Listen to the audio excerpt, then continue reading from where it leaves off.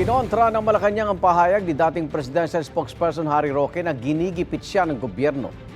Ayon sa palasyo, tila si Roque lang ang naniniwalang may political persecution laban sa kanya.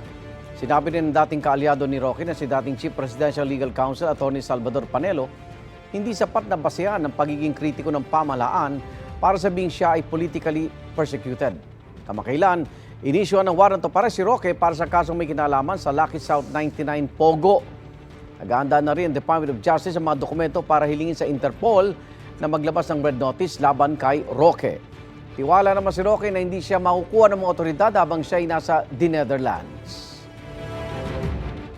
Kahit ano pang kunin yung red notice alert dyan, manigas kayo, hindi nyo ako makukuha habang nakabindin itong asylum neto dito sa Netherlands. At syempre, dahil walang kakwenta-kwenta yung resolution laban sa akin na nagsampa ng kaso na non-bailable, siguradong magagrant po yan.